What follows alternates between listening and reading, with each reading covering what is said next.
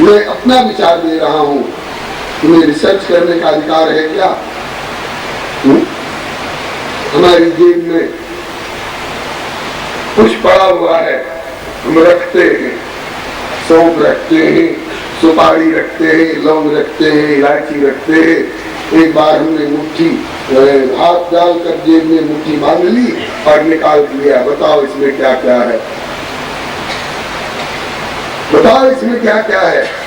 तो हमको पता नहीं है। तब तू क्या रिसर्च करेगा? तू कुछ खा गया था और उसके कारण तेरे पेट की अतड़ी में अल्सर हो गया है, दर्द हो रहा है। कहाँ दर्द हो रहा है, क्यों दर्द हो रहा है, कहाँ खुलिया हो गई है तेरी अतड़ी में, तुमको पता है? नहीं, तो डॉक्टर बताएंगे, ताकि अपनी अतड़ी का तो तुमको पता नहीं है और तुम चले हो भगवान के अवतार के बारे में बताने के लिए। तेरा बेटा कांच की गोली खेल रहा था, नन्ना सा मुन्ना, कौतूहल बस उसने उस कांच की गोली को मुंह में ले लिया, धोखे से वो गोली भीतर चली गई। अब किस भाग में है बोले तो एक्सरे कराएंगे तब पता चलेगा। ये अपनी अतड़ी का, अपने बेटे की अतड़ी का और हमारी जेब का और हमारी मुट्ठी का तुमको पता नहीं है और चले हो तुम इंद्रियाणि प्राण्याव इंद्रिय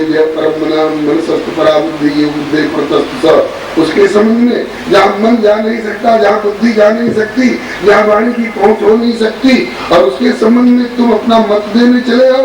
मेरे विचार से कृष्ण भगवान नहीं है, तेरा विचार है कहाँ तक सीमित? मेरे विचार से राम जी भगवान नहीं है। क्या है? महापुरुष है। बोले महापुरुष के चरण से लग करके अगर पत्थर नारी बन सकता है तो आज तेरी दृष्टि में कोई महापुरुष दिखाई पड़ता है तो जरा उनके चरण की धूली दिला करके किसी पत्थर का उद्धार करा के दिखा।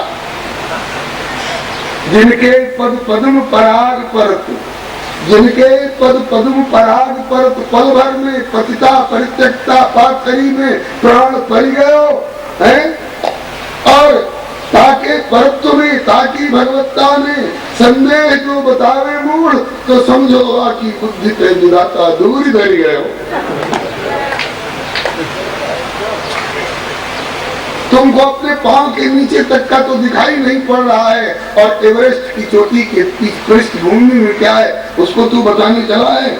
श्री स्वामी अरदास जी जयपुर निवासी, गालता पहले गालता के और पीछे रहवासा के, कहते हैं कि पर्वत को क्या देखिए पायंतर की देख, पर्वत को क्या देखिए पायंतर की देख। तू रिसर्च स्कॉलर हो ही नहीं सकता है, और अगर हो रहा है तो जैसे अंधों में काना राजा माना जाता है, इस तरह से बड़े रिसर्च स्कॉलर कहला ले। और तेरा रिसर्च भोपाल का गैस कांड बनकर हजारों का विनाश कर सकता है। ऋषि का रिसर्च कभी रिसर्च करने का अधिकार ऋषि को है, ऋषि मंत्र दुष्टार है। तू क्या दावा करता है कि मैं अपना विचार, मेरे विचार से ऐसा, मेरे विचार से ऐसा? विचार देना है तो उसे काकभुसुंडी जी की तरह बोल, यहाँ न पक्षपात कछुरातो,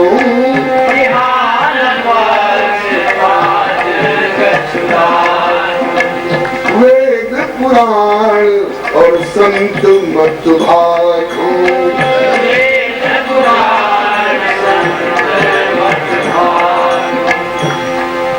वेद मत पुराण मत संत मत की दुहाई देते हैं। शंकर भगवान साक्षात ईश्वर है, लेकिन वो भी जब कथा कहने लग जाते हैं तो कहते हैं इतदति यथा श्रुत यसी मत बोरी,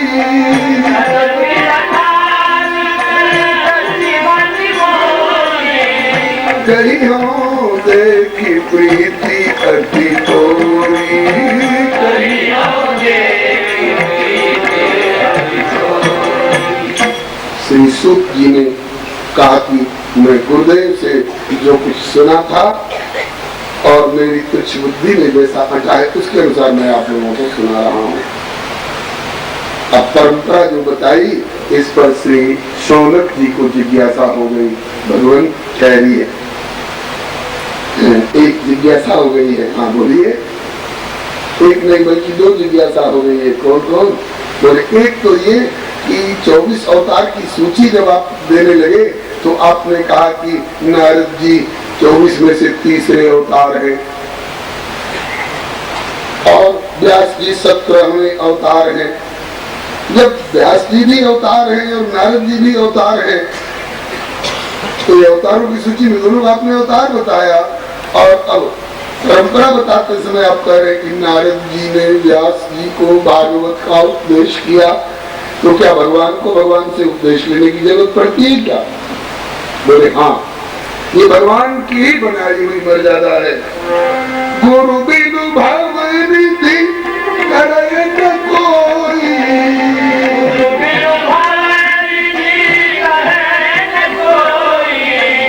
जो विरंची शंकर सम होई।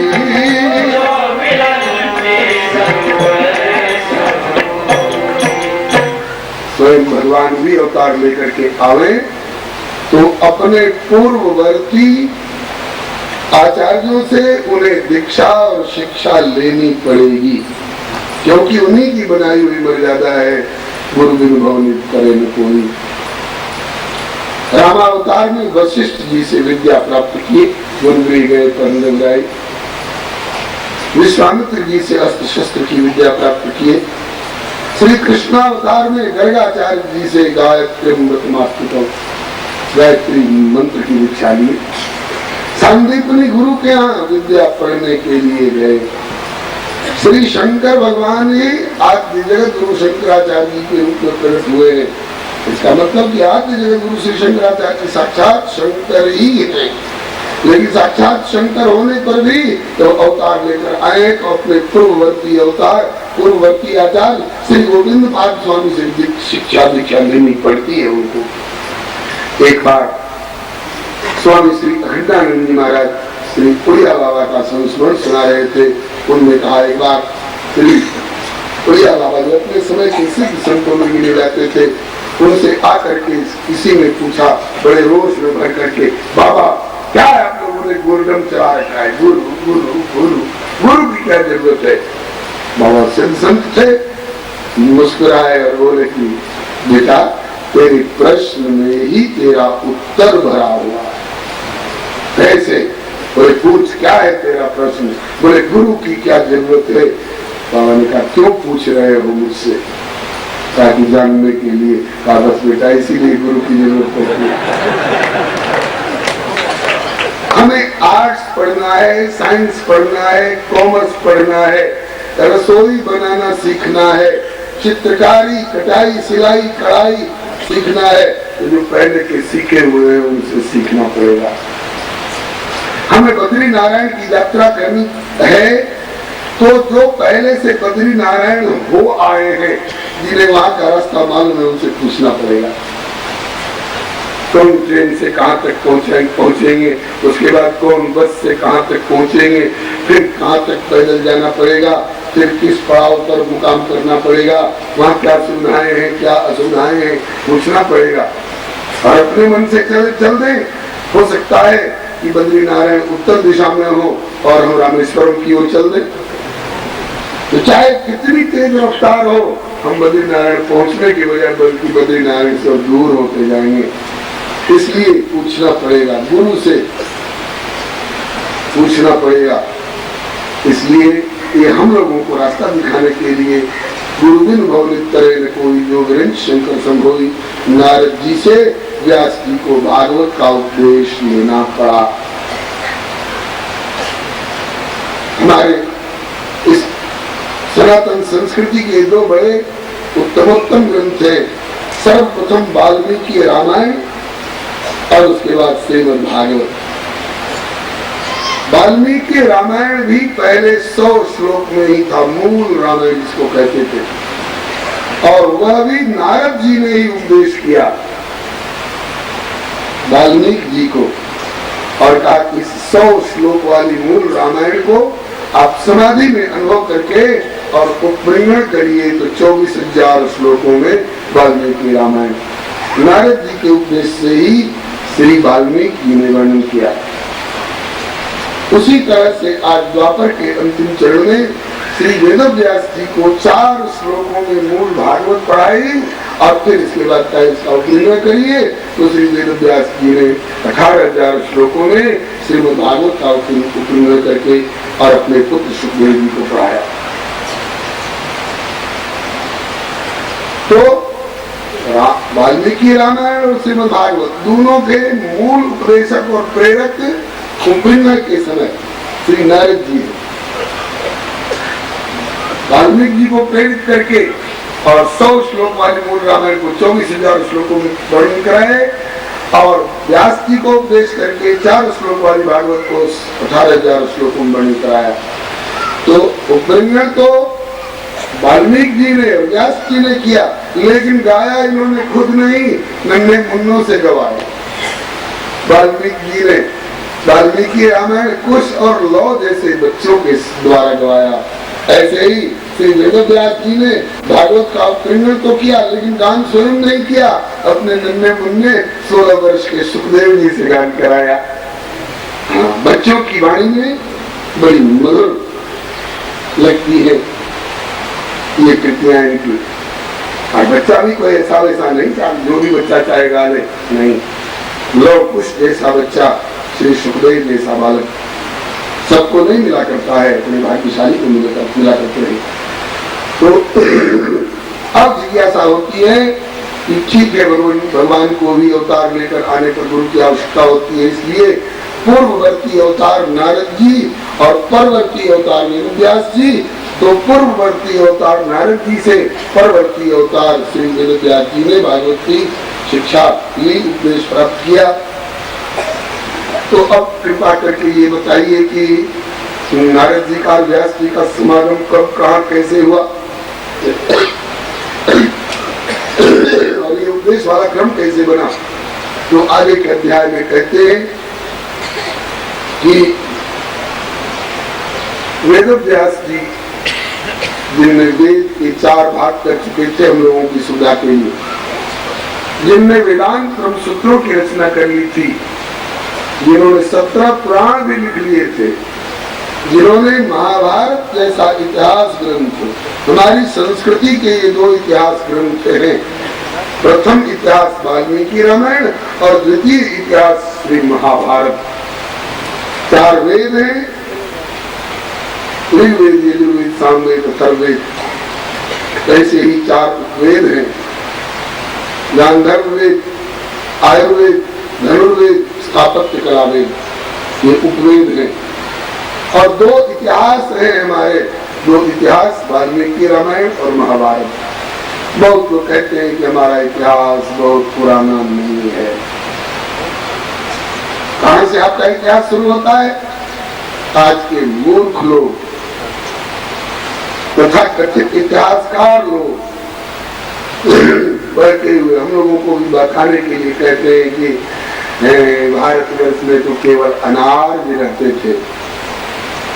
आज लोग तो मध्य एशिया में रहते थे। आज लोग मध्य एशिया से आए और भारतवर्ष के असभ्य राज्यों को मार मार कर भगाते गए और बसते गए, उनको तहजीब सिखाते गए। ये भ्रामक भावनाएं हैं, ये हमारा इतिहास नहीं है। अगर इन इतिहासकारों से पूछा जाए कि अगर भारत में केवल अनार्य रहते थे और एक आज मध्य एशिया से आए, तो मध्य एशिया से आने वाले प्रथम आर्य का नाम बताइए, उसका नाम क्या था? उनकी नानी मरने लगेगी। कोई माई का लाल नहीं बता सकता है कि मध्य एशिया से भारत में प्रथम पदार्पण करने वाला आर्य कौन था। झूठी कल्पित बात है। हमारा इतिहास बहुत पुराना है। भारतवर्ष में अनार्य नहीं रहते थे, बल्कि आर्यता भारतवर्ष से पनपी है और सारे विश्व में फैली है। एतत् देश प्रसूतस्य सकाशात् अग्रगण्यः स्वं स्वं चरित्रं शिक्षेरन् पृथिव्यां सर्वमानवाः। हमारा वेद सबसे पुराना है। हमारी आर्य संस्कृति बहुत पुरानी है। हमारे मनु जी के द्वारा दिया हुआ विधान सबसे प्राचीनतम विधान है, जिसमें मानवता का संदेश है। आज के विश्व भर के इतिहासकार बहुत ज्यादा हिम्मत करेंगे तो कहां तक पहुंचेंगे? 600 BC मैंने ईसा मसीह से 600 वर्ष पूर्व, और ज्यादा हिम्मत करेंगे तो 800 वर्ष पूर्व, बीसी मैंने बिफोर क्राइस्ट, ईसा मसीह के जन्म से ज्यादा 800 वर्ष पहले, और उसके पहले क्या दुनिया सुनसान थी। तुम्हारे ईसा मसीह से लगभग 49 वर्ष पहले तो हमारे विक्रमादित्य हुए थे। ईसा मसीह को शरीर छोड़े कितने दिन हो गए जी? ये कौन ईस्वी सन है? 1997 है ना। ये 1997 किसका निर्देशन करता है? 1997 AD, after death of Christ. ईसा मसीह को शरीर छोड़े हुए 1996 वर्ष और 7 महीना के 8 महीना, कितना कौन महीना है? 9वां महीना है। चलिए 9वां से ईसा मसीह को शरीर छोड़े हुए 1000 वर्ष और 8 महीना हो रहे हैं, और इनसे पहले संवत चलाए हुए हमारे विक्रमादित्य जी को 2054 वर्ष हो रहे हैं। बताओ 2054 वर्ष का एरा पुराना माना जाएगा कि 1997 का एरा पुराना माना जाएगा? ईसा मसीह से पुराने हैं हमारे विक्रमादित्य, और विक्रमादित्य से भी पहले के राजाओं का इतिहास हमारे यहाँ मिलता है। बुद्धदेव जी का इतिहास मिलता है। बुद्धदेव जी विक्रमादित्य से बहुत पहले हुए हैं, और बुद्धदेव जी से भी पहले, आज से लगभग 5000 और कई वर्ष हमारे युधिष्ठिर, भीम, अर्जुन, नकुल, सहदेव को दिल्ली में किला बनाए हुए हो गया, जो आज भी दिल्ली में पांडवों का किला प्राचीन भग्नावशेष गवाही दे रहा है कि हम 5000 वर्ष पुराने हैं। और उस महाभारत में रामायण काल का वर्णन है। इसका मतलब कि महाभारत तो 5000 वर्ष पहले की चीज हुई, और महाभारत से भी बहुत पहले वाल्मीकि रामायण, जिसमें हमारे राम, लक्ष्मण, भरत, शत्रुघ्न की कितनी सुंदर भ्रातृत्व भावना और उसका निर्वाह। कोई कहे कि हाइपोथेटिकल है, ये कल्पित है, तो हम कहते हैं कि अगर कल्पित भी है, भरसक तो कल्पित नहीं है, ये इतिहास है। और अगर कल्पित भी है तो तुम्हारे मैकबेथ और हेमलेट की कल्पना से बहुत उत्कृष्ट कल्पना है। जूलियस सीजर से और महाराज ग्रियर्सन और मैक्स मूलर की कल्पना से बहुत उत्तमोत्तम कल्पना है। कल्पना नहीं है, इतिहास है। लेकिन देश का दुर्भाग्य है कि मानेंगे वेद की ऋचा का महत्व मानेंगे, लेकिन कब मानेंगे? हाँ, जब जॉर्ज ग्रियर्सन कह रहे हैं कि यह वाक्य बहुत बढ़िया है, तब मान लिया जा सकता है। मैक्स मूलर की व्याख्या कर रहे हैं, तब मान सकते हैं कि हाँ, ये वेद की ऋचा हमारे काम की चीज है। मैक्स मूलर के पैदा होने से पहले क्या ये वाक्य गलत थे? क्या ये वाक्य नहीं थे? मैक्स मूलर और ग्रियर्सन के बाप ने वेद का मंत्र दिया है। हमारी संस्कृति बहुत पुरातन संस्कृति है।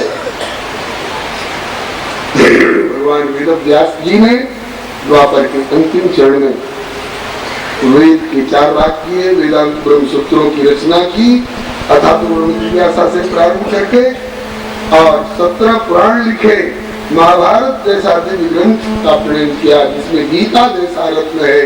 गीता सुगीता कर्तव्या मंदेय शास्त्र विस्तरी या स्वयं पद्मावस्य मुखपद्मात् विनिसृता सर्वोपनिषदो गावो दोग्धा गोपाल नंदनः पार्थो वत्स सुधे भोक्ता दुग्धम गीतामृतम महत्। आप अपनी गीता को भले कुछ मत समझो, लेकिन गीता की पढ़ाई आकर हमको पढ़ा दीजिए। ऑक्सफोर्ड और कैम्ब्रिज यूनिवर्सिटियों में आपके सर्वपल्ली श्री राधा कृष्णन जाया करते थे पढ़ने के लिए। उससे भी पहले यूनान देश का बादशाह सिकंदर जब भारत में आक्रमण करने के लिए आने लगा, अपने गुरुजी से पूछा, गुरुजी भारतवर्ष से अपने लिए हीरे जवाहरात लूट कर लाऊंगा, आपके लिए क्या लाऊंगा? कहा बेटा मेरे लिए भारत से गंगा जल लाना, क्योंकि ऐसा जल संसार के किसी कोने में नहीं है। भारत से गीता की पोथी लाना, ऐसी आत्मा परमात्मा की और बीच के अंतराय की और उसके दूर करने के उपाय की और पुनः आत्मा को परमात्मा से मिला देने वाला दूसरा विवेचनात्मक ग्रंथ कोई विश्व में नहीं है। हमारे लिए वहां से राम और सीता की कथा ले आना, ऐसा आदर्श चरित्र विश्व के किसी इतिहास में नहीं है। और गीता और रामायण के साथ साथ गीता और रामायण का अर्थ बताने वाला कोई ज्ञानी गुरु भी ले आना भारत से ही। तो हमारे यहाँ का ये गौरव रहा है। और आज हम प्रमुखापेक्षी होकर के कोई रूस में जाकर के पढ़ने की और कोई अमेरिका और कनाडा और ब्रिटेन में जाकर के पढ़ करके स्पेशलिस्ट होने की कामना रखते हैं। एक बार काशी हिंदू विश्वविद्यालय के अंतर्राष्ट्रीय छात्रावास में एक संत जी के साथ जाकर जिज्ञासा की गई विदेशी विद्यार्थियों से, भारत छूछा और दरिद्र और पिछड़ा कंगाल देश गिना जाता है, यहाँ के लोग बाहर जा करके स्पेशलिस्ट होना चाहते हैं, यहाँ अब क्या रखा है जो आप अपना जर्मनी और जापान छोड़ करके आए हैं। एक जर्मन विद्यार्थी ने उत्तर दिया, आपको क्या कहते हैं, भारत में तो वह है जो संसार के किसी कोने में नहीं है और संसार का कोई कोना चमक रहा है, कोई चमत्कार दिखा करके तो भारत के ऋषियों के दिए हुए सूत्र की व्याख्या कर रहा है। आइए अपने प्रसंग पर कथा के साथ साथ कभी कभी सामाजिक व्यवस्था देकर के बैठा भी निकल पड़ती है, क्षमा करेंगे, लेकिन इससे हम अपने को पहचान सकेंगे, इससे हम अपने अतीत को देख सकेंगे और हम समझ सकेंगे कि हम मध्य एशिया से आने वाले किसी अन्य आर्थ की संतान नहीं है। हम मनु के द्वारा दिए हुए आर्यता में पले हुए हम मनु की संतान हैं, हम मानव हैं, हम मनुष्य हैं, हम मनुष्य हैं। हमसे दुनिया ने सीखा है कुछ, दुनिया ने हमको नहीं सिखाया है, हमसे दुनिया ने सीखा है। सब कुछ लिख चुके हैं श्री वेदव्यास की, लेकिन इनको आत्मतोष नहीं। इनको ऐसा लग रहा था कि मेरा जीवन अधूरा है, मैं अभी वह कर नहीं पाया हूँ जिसके लिए मैं आया हूँ, अभी मेरा जीवन अधूरा सा लगता है और कृतकृत्य जैसा लगता हूँ। क्यों? इस पर सोच रहे थे। जैसे आपकी मोटर कार, आपकी मोटरसाइकिल चलते चलते रुक गई तो आप उतर कर देखते हैं कि कहीं तार तो नहीं छूट गया, कहीं निपुल पर कार्बन तो नहीं आ गया, तेल तो नहीं खत्म हो गया, तेल के पाइप में कचरा तो नहीं आ गया। अपने से समझ में आने वाली त्रुटि हो तो अपने से सुधार लेते हैं, जो अपने से समझ में नहीं आता है तो किसी बढ़िया मैकेनिक को बुला करके दिखाते, देखो भाई क्या कारण है, गाड़ी चलती चलती क्यों रुक गई। किसी तरह से श्री वेदव्यास की अपने जीवन यात्रा में अपने जीवन की गाड़ी रुकते हुए अनुभव किए कि लगता है मेरा जीवन अभी अप्रकृति जैसा है, क्या कारण है। वेद के 4 भाग की वेदांत ब्रह्म सूत्रों की रचना की, 17 पुराणों का प्रणयन किया, महाभारत जैसा दिन ग्रंथ लिखे, फिर भी आज तक मुझको शांति क्यों नहीं मिली, क्या कारण है। इसको आत्मनिरीक्षण करते हैं। आत्मनिरीक्षण के सिलसिले में वेदव्यास जी अनुमान कर रहे थे, किंबा भागवता धर्मा न प्रायण निरूपिता प्रिया परमहंसानां तयैव प्रिया। क्या मेरे द्वारा अभी तक परम धर्म जो भागवत धर्म है उसका निरूपण नहीं हो पाया है, इसीलिए मुझे शांति नहीं मिल रही है, ऐसा सोच रहे थे। लेकिन इदम और इत्थम का निर्णय नहीं हो पा रहा था। उसी समय भगवान ने प्रेरणा करके श्री नारद जी को भेजा, नारद जी जाकर उनको बताओ कि क्यों आपको आत्म शांति नहीं मिल रही है। तो कृष्णस्य नारद जी भगवान की प्रेरणा से आए। नारद जी को आया देख करके और वेदव्यास जी उठ के खड़े हो गए, अपने आसन से आगे बढ़ करके चरणों प्रणाम किया, ला करके आसन पर बिठाए, चरण धोए। ये नहीं कि आप भगवान है तो हम भी कोई कमती है क्या, हम भी भगवान है, नहीं, ये हमारी संस्कृति नहीं है पकड़ना और मकड़ना। मुनि रघुवीर तरस पर नवही और वचन अगोचर सुख अनुभवी। नारद जी का सत्कार किया वेदव्यास जी ने, चरण धोए, चरणोदक लिए, तिलक लगाए, माला पहराए, आरती उतारी, नैवेद्य अर्पण किया। नारद जी ने इशारा किया आप भी अपना आसन ग्रहण करें। जब वेदव्यास जी बैठ के दोनों आमने सामने, व्यास जी और नारद जी, तो नारद जी ने कुशल प्रश्न किया। पाराशर्य महाभाग भवतः कच्चिदात्मना परिपुष्य शारीर आत्मा मानस एवा। हे पराशर नंदन वेदव्यास जी, शरीर सुखी है, मन प्रसन्न है, आत्मा संतुष्ट है। तीनों का अलग अलग कुशल पूछ रहे हैं।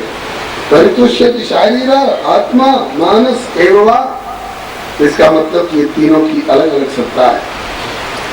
घर मकान ठीक ठाक है, परिवार राजी खुशी है, आप स्वस्थ हैं, ये अलग अलग कुशल पूछा जाता है। इस तरह से एक ही शरीर में ये तीन का अलग अलग कुशल पूछा जा रहा है। परितुष्यति शारीर आत्मा मानस एवं, शरीर सुखी है, मन प्रसन्न है, आत्मा संतुष्ट है। इसका मतलब कि तीनों की अलग अलग सत्ता मानता है। वेदव्यास जी हाँ अथवा ना का कुछ उत्तर दें, उसके पहले ही नारद जी और आगे बोल पड़े। लगता है वैसे आपने बहुत कुछ प्रयत्न किया है जीवन में, वेद के 4 भाग किए, वेदांत सूत्रों की रचना की, 17 पुराणों का प्रयोग किया, महाभारत जैसा विभिन्न इतिहास का लेखन किया, लेकिन अभी भी देखने से ऐसा लग रहा है, अंग्रेजी में कहावत है, face is the index of mind. मुखाकृति से अंतर्गत के भावों का पता चलता है। आकारै रंगितै गत्या चेष्टया भाषणेन च नेत्रवत् विकारैश्च लक्ष्यते अंतर्गतम मनः। लगता है कि अभी आप तथापि सोचस्य आत्मानं अकृतार्थैव प्रभो, अभी अकृतार्थ जैसा, अकृतकृत्य जैसा आप अभी अपने को अनुभव कर रहे हैं। मुख मंडल से ऐसा लग रहा है।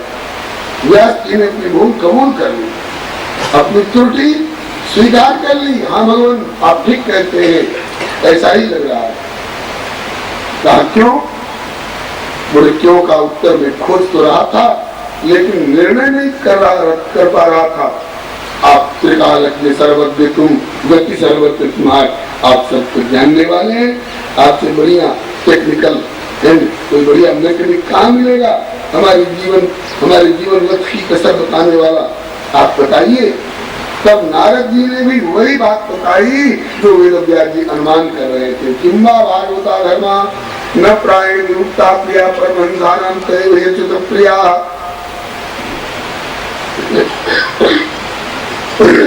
नारद जी ने वही बात का समर्थन किया कि यथा धर्मादेश्चार्था मुनिवर्यानुकृता न तथा वासुदेवस्य महिमा यनुवर्णिता।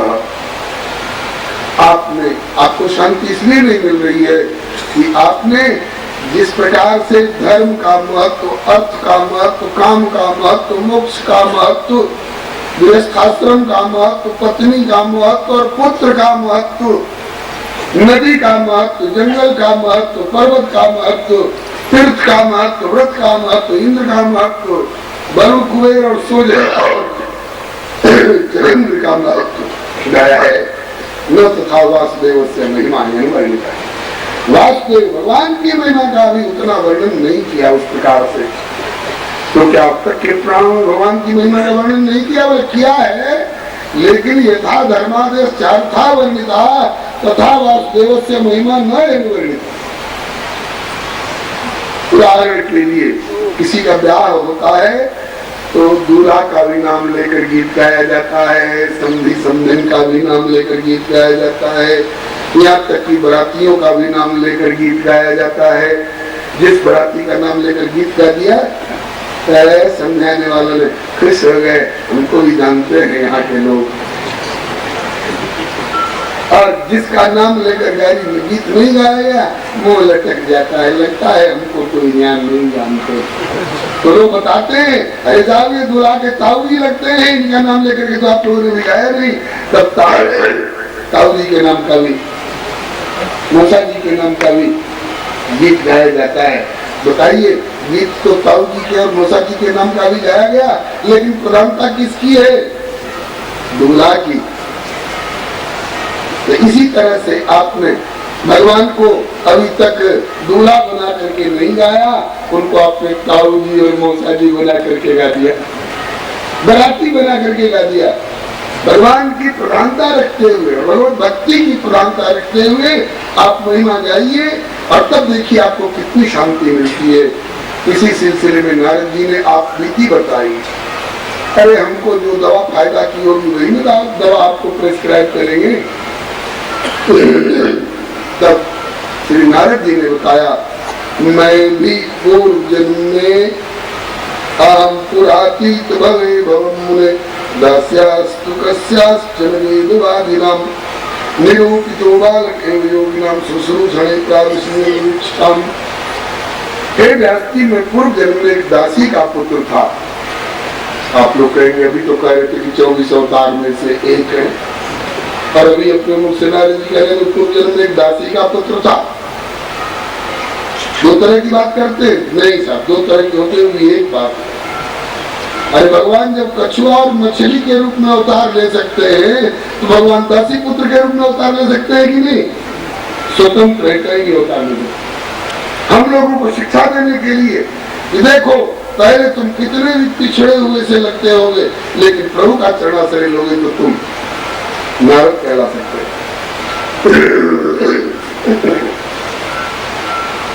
नारद जी ने बताया, मैं पूर्व जन्म में एक दासी का पुत्र था।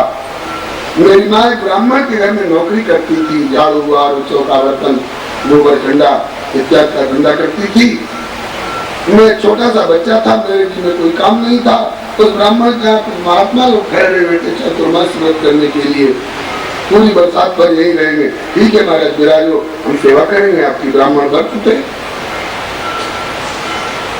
इसी बीच में माँ तो अपने काम धंधे में लग जाती थी, और मेरे जी में कोई काम नहीं था, क्योंकि मैं छोटा बच्चा था।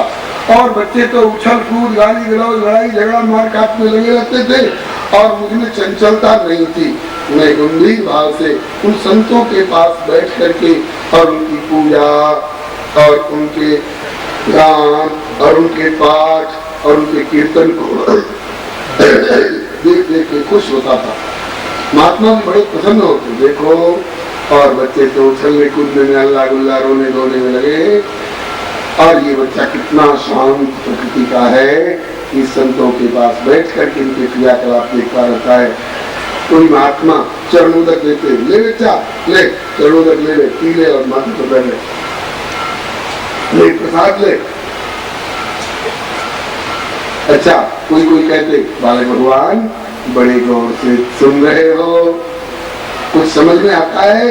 बाबा समझ में तो नहीं आता है, लेकिन आप जो पाठ करते हो, कीर्तन करते हो, तो बड़ा अच्छा लगता है, मन करता है हमें भी सिखा देते तो हम भी ऐसे ही कीर्तन करते। कीर्तन करने की मन में आती है? बोले हाँ। कीर्तन नहीं आता है? बोले ना। हम सिखा दे, कहा सिखा दो बाबा, हम अपना सौभाग्य मानेंगे। तो छोटा सा बच्चा छोटा सा कीर्तन सिखा दिया संतों ने। छोटी छोटी गैया मोरी, छोटे छोटे ग्वाल बाल,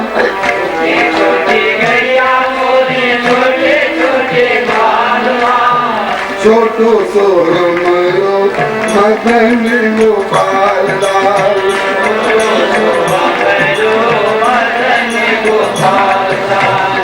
अभी कौन झांकी की आरती हो रही है? ग्वाल झांकी ना, इसीलिए ग्वाल बाल का कीर्तन आ गया। छोटी छोटी गैया मोरी, छोटे छोटे ग्वाल बाल,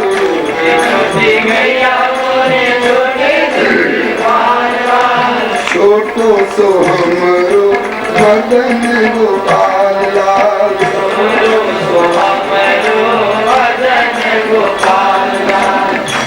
और नहीं वाले लोग वहां जाकर के हाजिरी कर रहे, उन्हें बैठे बैठे हाजिरी कर ली गोविंद जी की आरती में। का खई है गैया मोरी, का खई है ग्वाल बाल, का खई है गैया मोरी, का खई है हमरो मदन गोपाल लाल, का खई है हमरो मदन गोपाल। घास खाइए गैया मोरी, दूध पिए ग्वाल बाल। घास खाइए गैया मोरी, दूध पिए ग्वाल बाल। माखन मिश्री खाइए मोरा मदन गोपाल लाल। माखन मिश्री खाइए मोरा मदन गोपाल लाल। कहाँ बसे गैया मोरी, कहाँ बसे ग्वाल बाल। कहाँ बसे गैया मोरी, कहाँ बसे ग्वाल बाल। कहाँ बसे हमरो मदन गोपाल लाल। कहाँ बसे हमरो मदन गोपाल लाल। वन में बसे गैया मोरी, घर में बसे ग्वाल बाल। बसे गैया मोरी, घर में बसे ग्वाल बाल। हृदय बसे हमरो मदन गोपाल लाल। हृदय बसे हमरो मदन गोपाल लाल। छोटी छोटी गैया मोरी, छोटे छोटे ग्वाल बाल। छोटी छोटी गैया मोरी, छोटे छोटे ग्वाल बाल। छोटो सो हमरो मदन गोपाल लाल।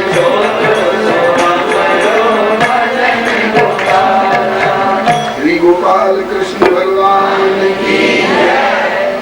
छोटा सा बच्चा छोटा सा कीर्तन सिखा दिया, कीर्तन गाने आ गया। जब गाने लगते तो महात्मा खुश होते, इनको खुशी होती, मुझे कीर्तन गाने आ गया। संत खुश होते, बड़ा बढ़िया चेला मिला, बहुत अच्छे स्वर में गाता है, इसका संस्कार बड़ा अच्छा है। इस प्रकार से संस्कार परिमार्जित होता गया। चातुर्मास पूरा हो गया। अब महात्मा लोग आसन बांधे, चलने को तैयार। बालक रोने लगा। नारद जी कहते मैं रोने लगा। बाबा आप लोग चले जाओगे? हाँ बेटा यही तो नियम है, आए हैं सो जाना पड़ेगा। बाबा आप लोग चले जाओगे तो हमको चरणोदक कौन देगा, हमें प्रसाद कौन देगा, हमें कीर्तन कौन सिखाएगा? बाबा आप लोग चले जाओगे तो मैं जिंदा कैसे रहूंगा? बिछुरत एक प्राण हरि ले। महात्माओं ने कहा बेटा घबराओ नहीं, जाना जरूर है, जाएंगे, लेकिन तुम्हें निराधार करके नहीं जाएंगे, तुमको आधार दे करके जाएंगे। गले में माला पहरा दी, माथे पर तिलक लगा दिया, प्रभु का नाम सुना दिया, गुरु मंत्र दीक्षा दे दी, मंत्रार्थ बताया और कहा कि बेटा जैसे दियासलाई की तिल्ली में आग होती है, खांचा लगाने से प्रकट हो जाती है, जैसे मेहंदी में लाली होती है, सिलवट्टी पर रगड़ लगाने से प्रकट होती है लाली, ऐसे ही हमने जो तुमको नाम दिया है, मंत्र दिया है, इसमें भक्ति है, ज्ञान है, वैराग्य है, राम लक्ष्मण जानकी सब इसी में भरे हुए हैं। जैसे दियासलाई से आग प्रकट होती है, ऐसे इस मंत्र के जप से भक्ति ज्ञान वैराग्य प्रकट होंगे, साक्षात भगवान का दर्शन तुमको होगा। राम नाम हरदि गिर, जब रगड़े तब सरसाए, अधर्मदास रगड़े बिना ज्यों की त्यों रह जाए। जिह्वा की लोड़ी करो और सिलवट हृदय बनाए, गुरु मंत्र नित रगड़िए तब लाली दर्शाए। मंत्र बता दिया, मंत्रार्थ बता दिया, मंत्र का जप की विधि बता दी और कहा बेटा भजन करते रहना, किसी दिन प्रभु कृपा कर देंगे। महात्मा लोग चले गए।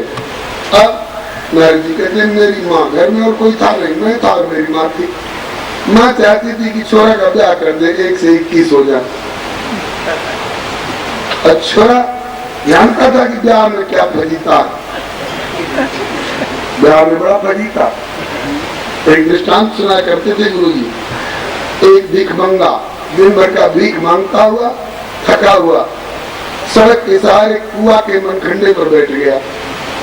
एक बारात जा रही थी, शाम को बारात जा रही थी, तो दूल्हा का ठाट बाट और बाजे गाजे और फूलों की बरसात, छत्र चवर जगह काट देकर भीख मंगे के मन में आया, मैं भी धनी मानी रईस होता, मेरा भी ऐसे ही ठाट बाट से ब्याह होता ना। लेकिन इतनी जल्दी कहाँ से धनी मानी रईस हो जाए ठाट बाट। बारात चली गई और ये अपने ब्याह की बात सोचता हुआ वहीं कुआं पर सो गया, थका हुआ था। क्योंकि ब्याह की बात सोचते हुए सोया था, इसलिए उसने सपने में देखा कि मेरा ब्याह हो गया। और सपने का रील बहुत जल्दी जल्दी बदलता है, ब्याह भी हो गया, बाल बच्चे भी हो गए। और ये उन दिनों की बात है जब परिवार नियोजन का प्रतिबंध नहीं था, और 10-20 बच्चे हो गए था, हम 5 और हमारे 25। अब इसकी घरवाली रोटी बना रही थी, एक बच्चा गोदी में दूध पी रहा था, ये रोटी बना रही थी। दूध पीते पीते गोदी का बच्चा सो गया। इसने सोचा कि सोए हुए बच्चे को किसी पलंग पर सुला दूं, फिर अच्छी तरह रोटी बनाऊं। अब बच्चे को गोदी में लिए हुए उस खाट पर गई तो देखा 4 उस पर सो रहे हैं, उस पलंग पर गई तो देखा 6 उस पर सो रहे हैं, तख्त पर गई तो देखा 3 उस पर सो रहे हैं। सब खाट पलंग तख्त भरे भराए, एक पलंग पर ये अकेले सो रहा था। तो इससे इसकी घरवाली बोली कि सब पलंग भरे पड़े हैं, बच्चा सो गया है, एक तरफ खिसक जाओ तो बच्चे को सुलाकर अच्छी तरह से रोटी बनाओ।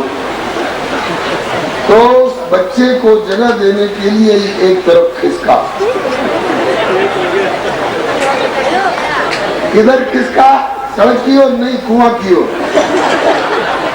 तो महाराज धमाके की आवाज हुई, बहुत से लोग दौड़े, क्या हुआ क्या हुआ। कभी कभी सपने की बात जागृत में प्रकट हो जाती है।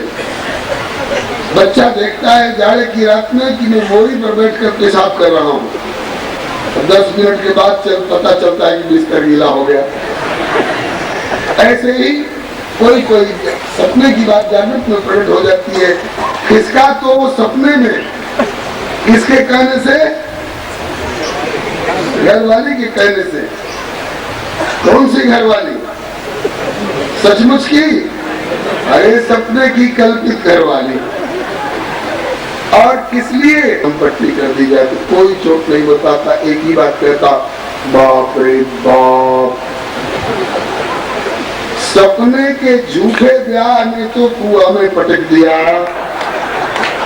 और जो जागृत में सांच माच का ब्याह करा लेते होंगे, कौन खाई में कि कौन समुद्र में गिरते होंगे भैया।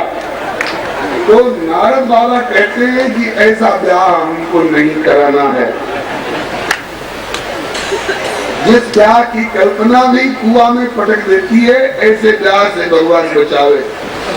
मैया चाहती थी कि छोरा का ब्याह हो जाए, छोरा कहता है कि भगवान बचावे ब्याह के झंझट से। छोरा की सुनवाई हो गई, छोरा की प्रार्थना अंतरात्मा की थी। मैया को सर्प ने काट लिया, मैया मर गई। नारद जी कहते कि और लोग मैया के मरने से रोते होंगे, मैंने खुशी मनाई, अच्छा हुआ फांस कट गई, नहीं तो जिंदा रहती तो मुझको जरूर शादी ब्याह और बाल बच्चे के झंझट में फंसा देती। मैया का क्रियाकर्म निपटा करके मैं जंगल में गया, भजन करने लगा, संतों का सत्संग करने लगा। और दिन तो भगवान को ध्यान में लाने की कोशिश करनी पड़ती थी मंत्रार्थ विचार करके। और एक दिन मैं ज्यों एक पीपल के पेड़ के नीचे बैठा, ज्यों आंख बंद किया सो भगवान बिना बुलाए मेरे अंतःकरण में प्रकट हो गए। ओ सुंदर श्याम वर्ण का श्री विग्रह, ओ पीताम्बर केसरिया धारण किए हुए और सुंदर वनमाला वैजयंती माला शंख चक्र गदा पद्म धारण किए हुए और श्री मुकुट कुंडल वनमाला पीताम्बर वाले ठाकुर जी का दर्शन करके ओ संसार फीका लगने लगा। इतना आनंद आया, ऐसा आनंद संसार में कहीं मिल ही नहीं सकता है। लेकिन कितनी देर के लिए? कितनी देर के लिए। उसके बाद भगवान अंतर्धान हो गए और मैं व्याकुल हो गया, जैसे पानी से निकाल देने पर मछली छटपटा के गिरती है। पुकारने लगा, चित चोर ने चित्त चुराया मेरा, हर कृष्ण गया फिर बाज कहाँ, ब्रजमंडल के जुवराज बिना सुख का सब साज समाज कहाँ। अब और सुहाता नहीं कुछ भी, जब लाग गई तो अब लाज कहाँ, दुखिया पर हाय दया करके बतला दे कोई ब्रजराज का। हे देव दैते भुवनैक बंधो, हे कृष्ण चपल करुणैक सिंधो, हे नाथ रमण हे नयनाभिराम, कदानुगलिकासि पदम शोर्य। श्री मीरा दीदी के शब्दों में कोई कहियो रे प्रभु आवन की, कोई कहियो रे प्रभु आवन की, आवन की मन भावन की, आवन की मन भावन की, कोई कहियो रे आवन की, कोई कहियो रे प्रभु आवन की। आपन आए लिख नहीं भेजे, आपना ऐसी बान पड़ी ललचावन की, ऐसी बात बड़ी ललचावन की। ताकि वे नहीं आ रहे तो तू चली जा वहां। कहा करूं कछु बस नहीं मेरो, कहा करूं कछु बस नहीं मेरो, पंख नहीं उड़ जावन की, पंख नहीं उड़ जावन की। न वे आ रहे हैं न तू जा सकती है, तो धीरज धारण करो। ताकि ये तीसरी मुसीबत है, ये दो नैना का नहीं माने, ये तो नया कहा नहीं माने, नदियां बहे जैसे सावन की, नदियां बहे जैसे सावन की। कोई कहियो रे प्रभु आवन की, कोई कहियो रे प्रभु आवन की। जब व्याकुल होकर मैं पुकारने लगा, प्रभु कहाँ गए, मुझे छोड़कर कहाँ चले गए नाथ। तब आकाशवाणी हुई, अली बालक इस जन्म में संतों की कृपा से तुमने दीक्षा शिक्षा प्राप्त करके भजन किया, और उस भजन के द्वारा जितनी योग्यता प्राप्त हो चुकी है उसके अनुसार तेरी निष्ठा को दृढ़ करने के लिए एक बार ध्यान में मैंने प्रकट होकर अपने स्वरूप की अनुभूति करा दी। लेकिन अब इससे अधिक प्रत्यक्ष साक्षात्कार दर्शन के लिए अगर तू चाहता है तो अभी कुछ दिन और भजन कर और इस शरीर के प्रारब्ध को समाप्त कर, इस शरीर का परित्याग करके, और अगले शरीर में जब तू आएगा तुम्हारा नाम नारद होगा, तू ब्रह्मा का पुत्र बनेगा। और अभी तो एक बार के दर्शन के लिए व्याकुल हो रहा है, और जब तू नारद बनेगा तो जब चाहेगा मुझको बुला करके दर्शन कर लेगा, तो अब मेरे पास आकर दर्शन कर लिया करेगा, औरों को भी दर्शन करा सकेगा। अभी अभी नहीं, अभिपक प्रकाशायाणाम दुर्दर्शों की नाम। अभी तेरी इन आंखों में मेरे प्रत्यक्ष साक्षात्कार की क्षमता नहीं है। जिनकी आंखों का ऑपरेशन हुआ रहता है ना मोतियाबिंद वगैरह का, तो उसके बाद हरी पट्टी सामने लगाई रहती है, तेज रोशनी में मत ताकना, नहीं तो रोशनी चली जाएगी। नरावतार अर्जुन से भी कहते हैं, नतुमाम शक्ति से द्रष्टुम अनेन सुचक्षुषा दिव्यम ददामि चक्षु पश्चिमेश्वरम। इस प्रकार से भगवान ने आज्ञा करी, तो मैंने उस सदाय गायत्री के लोगों को कीर्तन गाना सिखाइए और जीवों को कल्याण की ओर प्रवृत्त करिए। इस मेरी जब नारद जी भगवत प्रदत्त वीणा पर भगवत